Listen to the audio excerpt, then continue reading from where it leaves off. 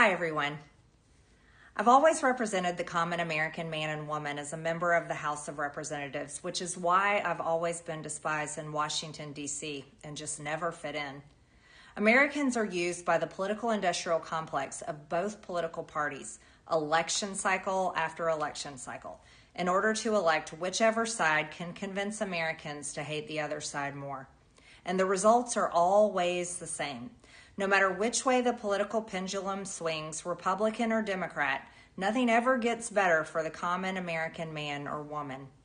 The debt goes higher, corporate and global interests remain Washington's sweethearts, American jobs continue to be replaced, whether it's by illegal labor or legal labor by visas or just shipped overseas.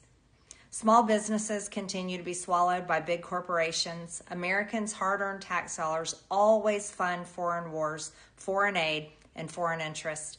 And the spending power of the dollar continues to decline. The average American family can no longer survive on a single breadwinner's income, as both parents have to work in order to simply survive. And today, many in my children's generation feel hopeless for their future and don't think they will ever realize the American dream. And that breaks my heart. I ran for Congress in 2020 and have fought every single day believing that Make America Great Again meant America first. I have one of the most conservative voting records in Congress, defending the First Amendment, Second Amendment, unborn babies because I believe God creates life at conception, and I love to fight for the little guy. Strong, safe borders, I have fought hard for that. I've fought against COVID tyrannical insanity and mandated mass vaccinations, and I've never voted to fund foreign wars with your hard-earned tax dollars. However, with almost 1 year into our majority, the legislature has been mostly sidelined. We endured an 8-week shutdown, wrongly, resulting in the House not working for the entire time, and we are entering campaign season, which means all courage leaves and only safe campaign re-election mode is turned on in the House of Representatives.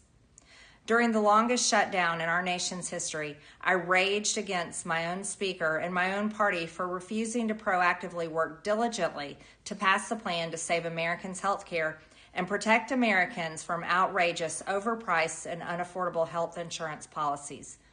The House should have been in session working every day to fix this disaster. But instead, America was force-fed disgusting political drama once again from both sides of the aisle on television every single day.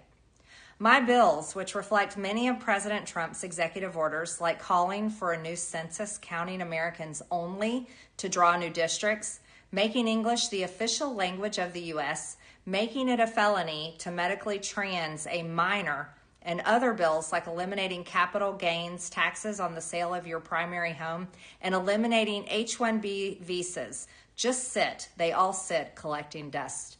That's how it is for most members of Congress bills. The Speaker never brings them to the floor for a vote. Many common Americans are no longer easily convinced by paid political propaganda spokespersons and consultants on TV and paid shills on social media obediently serving with cult-like conviction to force others to swallow the political party talking points. Because they know how much credit card debt they have, they know how much their bills have gone up over the past 5 years, they actually do their own grocery shopping and know food costs too much, their rent has increasingly gone up and up, they have been outbid by corporate asset managers too many times when they put in an offer to buy a house, they have been laid off after being forced to train their visa-holding replacement.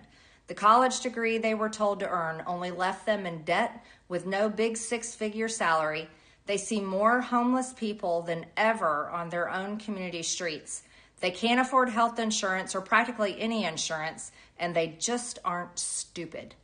These are the people I represent and love because that is who all of my family and friends are, common Americans.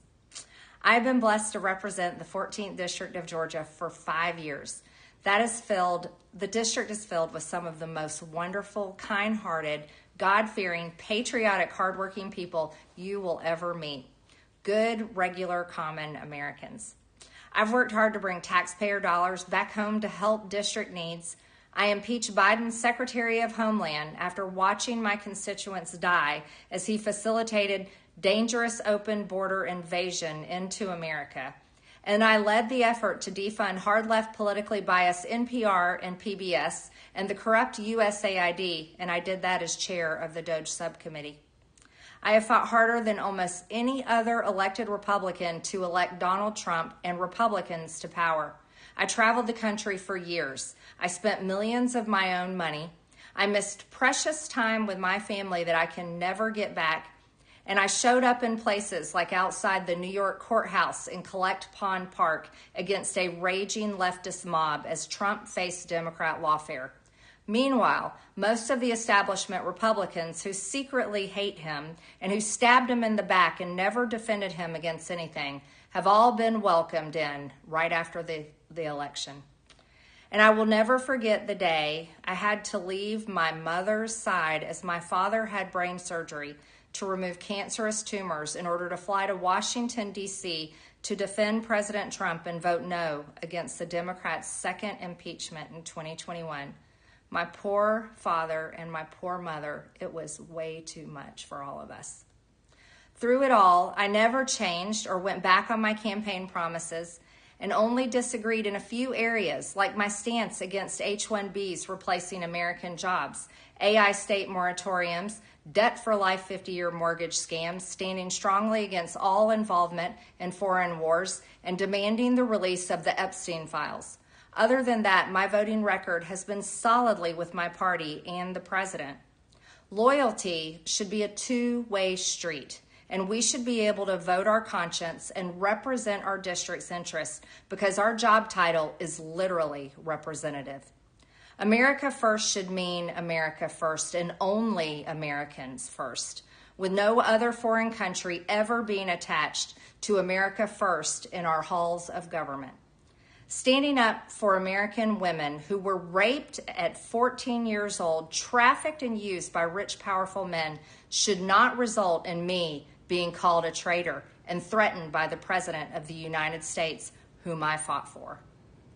However, while yes, hurtful, my heart remains filled with joy, my life is filled with happiness, and my true convictions remain unchanged because my self-worth is not defined by a man, but instead by God who created everything in existence. You see, I have never valued power, titles, or attention in spite of all the wrong assumptions about me. I do not cling to those things because they are meaningless and empty traps that hold too many people in Washington. I believe in term limits and do not think Congress should be a lifelong career or an assisted living facility. My only goal and desire has ever been to hold the Republican Party accountable for the promises it makes to the American people and put America first.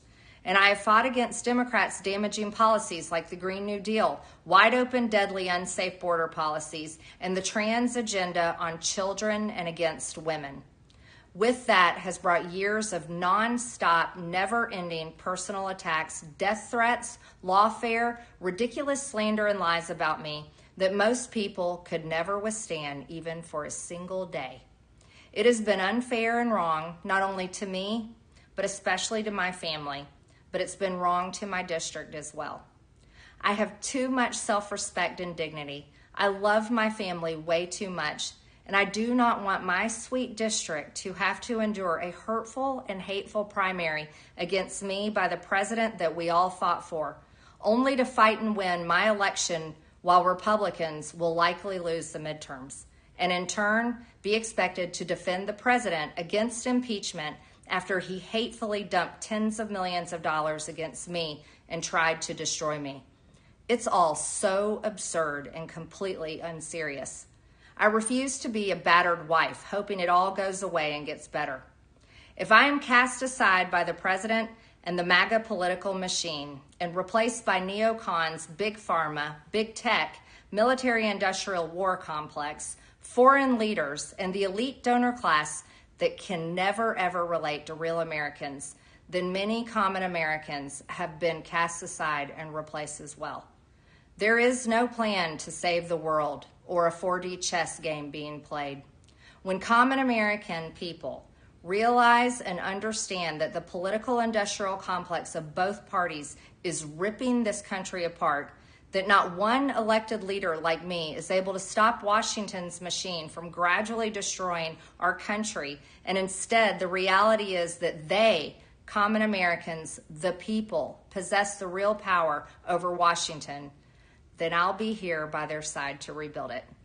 Until then, I'm going back to the people that I love, to live my life to the fullest as I always have, and I look forward to a new path ahead.